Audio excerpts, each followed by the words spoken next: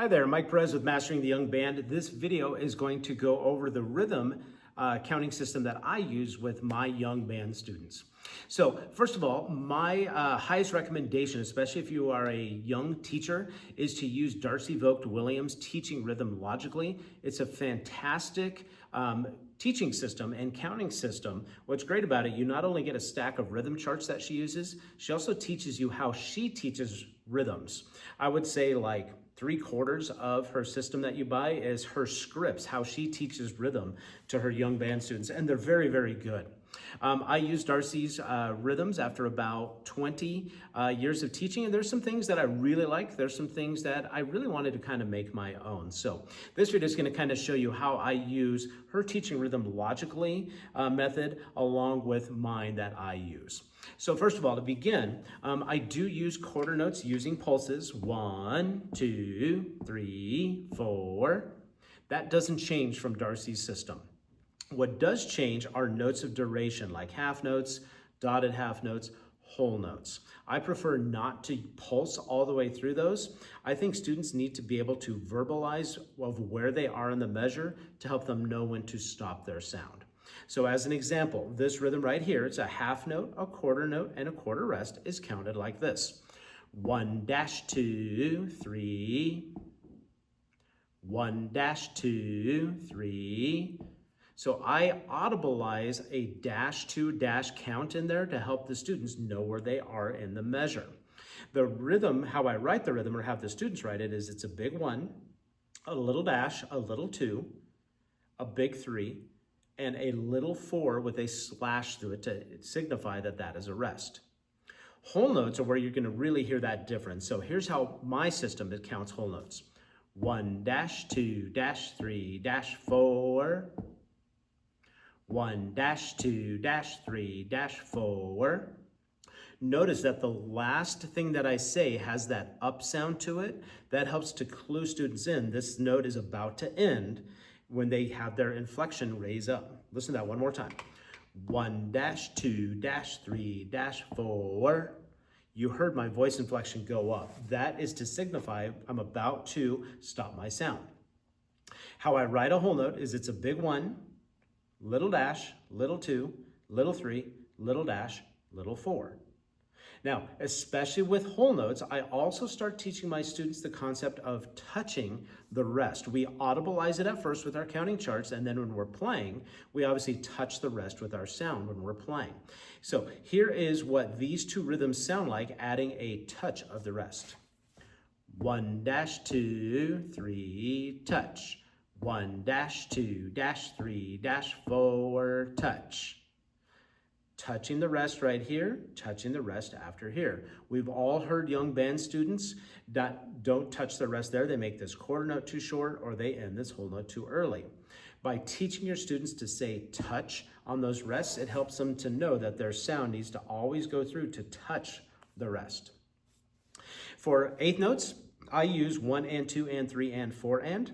So this rhythm here would be 1 and 2 and 3, 4. I like the and counts. All of my teachers around here, private lesson teachers, other band directors, we all use this system. So if a student is taking a lesson from a private lesson teacher, or if they're in an honor band and working with other teachers in my area, they're going to use this system.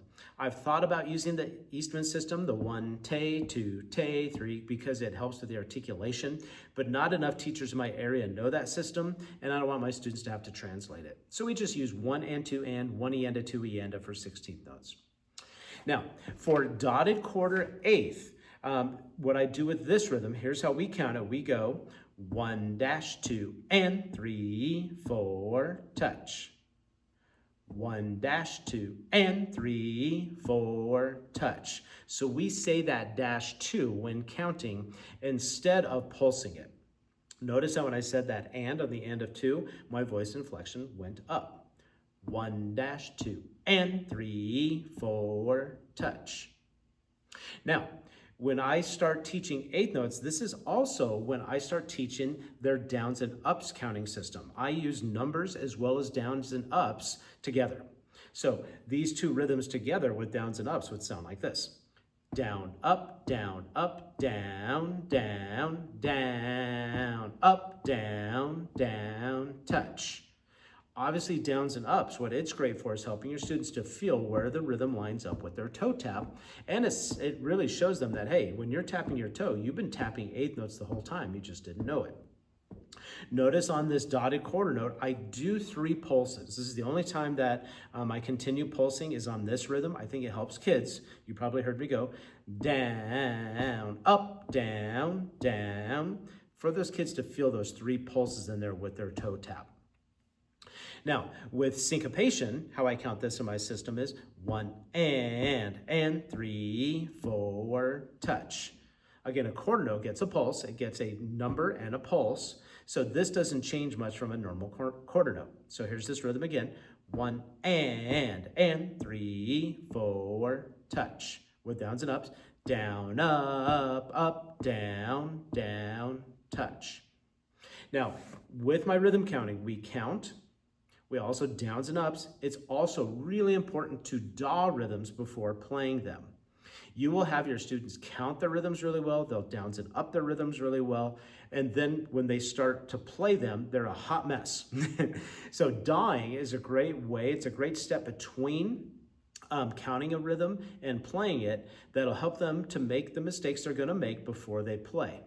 When students play rhythms and they start making mistakes, it gets chaotic in your room and it can be hard to get them refocused. DAWing, students can comfortably make mistakes while DAWing, and it's not going to mess up just how the room is calm. So here's what these rhythms sound like with DAWing.